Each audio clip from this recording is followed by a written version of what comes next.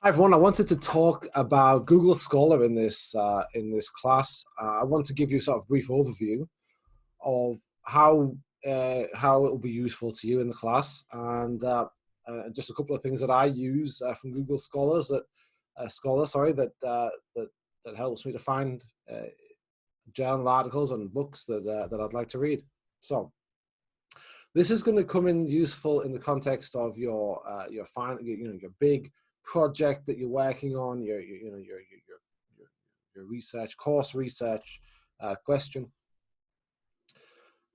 Remember, sort of the when I did the research question video, I gave you sort of a flow. So given you've already chosen your question, right? There's those three questions to choose from in the syllabus. Choose one of those questions. Now you've read your first article. Let's say this is actually not the first one. This is the second module. But one of the ones that we'll read in the realism module, I think the second module, is this an excerpt from Politics Among Nations: The Struggle for Power and Peace. You see that there at the top by Hans J. Morgenthau. This said it's from 1985. It's not from 1985. Sometimes they pick up on a different, like a reprint of it or something like that, which is fine. But you see Hans Morgenthau, Politics Among Nations. I don't know what these other authors are doing in here.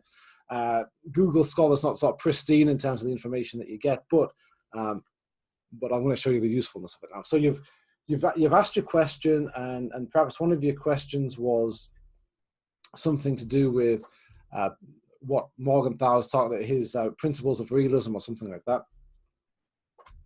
Because maybe your main project is about how those approaches, realism, liberalism, constructivism, how they inform sort of later scholarship on maybe more substantive scholarship on specific phenomena like guerrillas or something, or terrorism.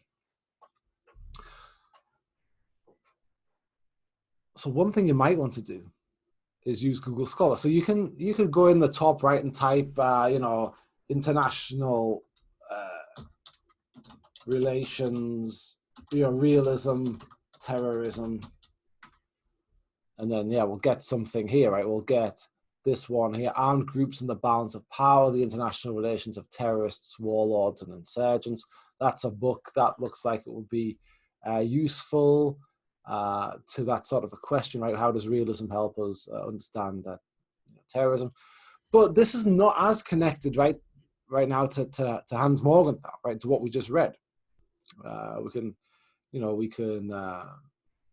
look through. We can see if there's any. We're talking about realism. Hans Morgenthau is super influential, and so maybe they mention Hans Morgenthau in there. Maybe we could add Morgenthau to our search term. But probably the way I would do it is I would come here, right? I've just read Politics Among Nations. I'll look that up. There it is. And look at this. I've got 16,545 articles that Google Scholar knows of that cites this Politics Among Nations, right? So I'll click on it. Now I can search within these citing articles. And so now I know the one thing I know is that the one thing I'm interested in and I like to see is like, oh, look, it's cited by this many people. That's quite a lot of citations, right? So this is an important, influential book. And of course it is, right? This is maybe the most influential book, or one of the most influential books. So, but I can see, okay, who's citing that? Who's talking about it? Right? Which other articles are doing that? And I can see that. I can do that for any of the readings that we do, right? And so now, if I do that, and if I search within that, let's search for terrorism in there, terrorism and realism. I'll put realism in there as well. And now here we are. Now I know that this is citing Morgenthau. It's saying rethinking realism or whatever. Okay. And the war on terrorism in a place like the Balkans. It's in a journal called Theoria, which I know. I like it. So I have the list of international relations journals there on the thing, but honestly, if you go outside of there, it's a little bit of a risk, but some of them I'm going to like, right? And some of them you're going to like that are outside of that list. But that's the safe list. This is a bit of a risk now because we're in Theoria, but it looks interesting, right? I'm interested in that. It cites Morgenthau, so it's relevant to what we just read, and it's and it's about terrorism, I guess, the war on terrorism. So let's read that, right? And this is the second thing, right? We can find a lot of the readings on here. So there's a PDF here. Straight away, I can click on that and let's see where that takes us. It downloads something. I'm only a little bit worried. Here we go. That looks like an article. It's in Theoria, September 2009. There's the abstract. I can read through the abstract and see if it's something that I think is going to be useful to my research project that I'm writing.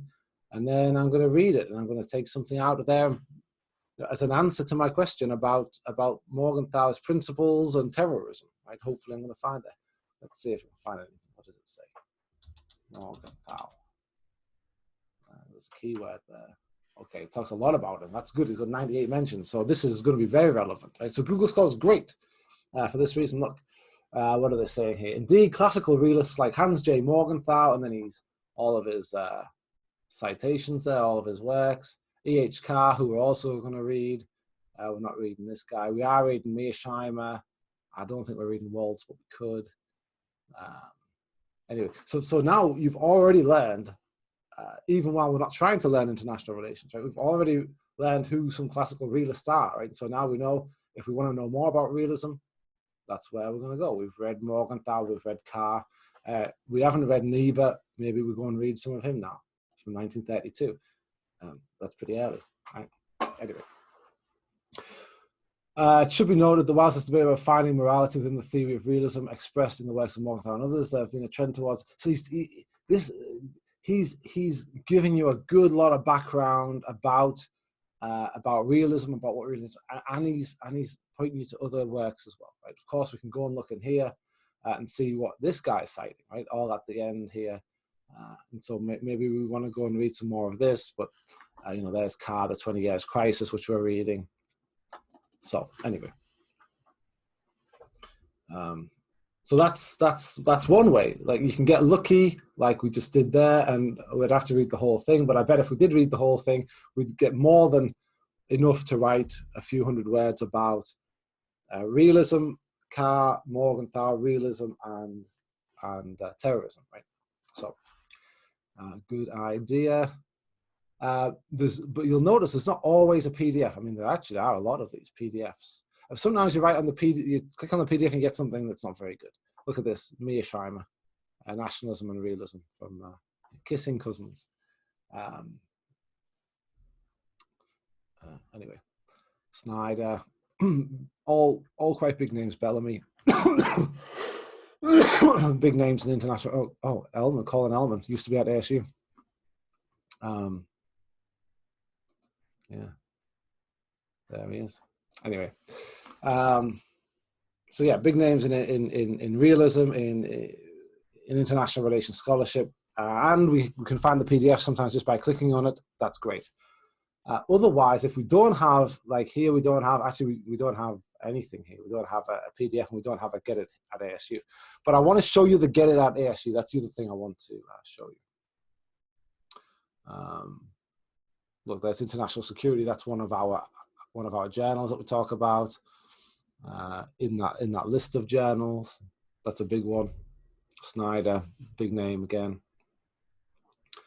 But we're going to, I get this Get It at ASU, and I click on that, and it'll take me to the ASU library, and that will help me find it in the ASU library when there's no PDF there. Sometimes the library will have. Look, it's available online there, and so I can find it in one of these. Here's if I need it if I need to go to the library for it, it's there. If it's a book, oftentimes you'll have to get it from the library, or sometimes it is still online if it's a book, depending on the book, right? But I just want to show you how to set that Get It at ASU up.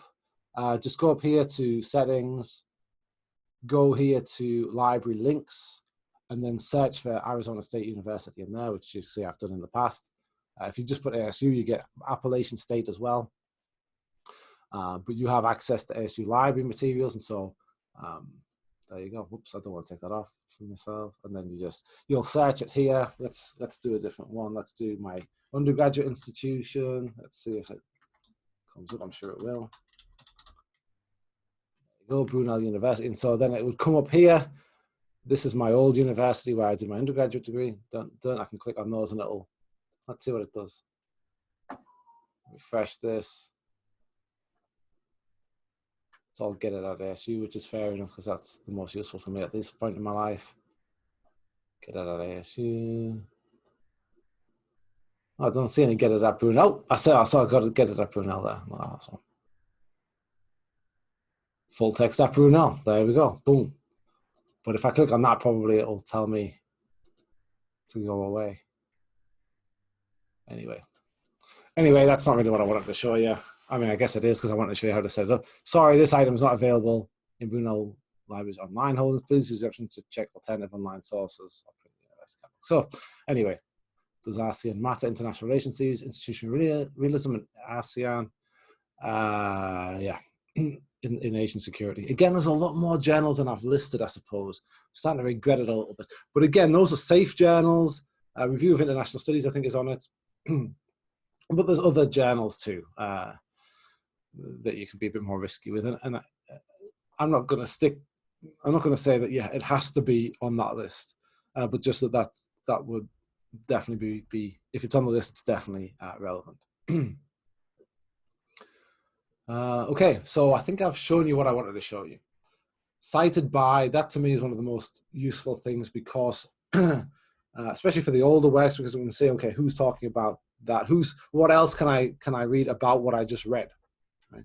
If you look in the work cited page of the thing that you're reading, which actually in our reader it's not there oftentimes, but if then you can see what that's citing. That's great, but the ability to go forward in time, right? What's citing this? That's what Google Scholar, and there's other things that give you that. And Google Scholar is just very available, very user friendly, very sort of, all you have to do is click, just type Google Scholar in there, and then you're there, right?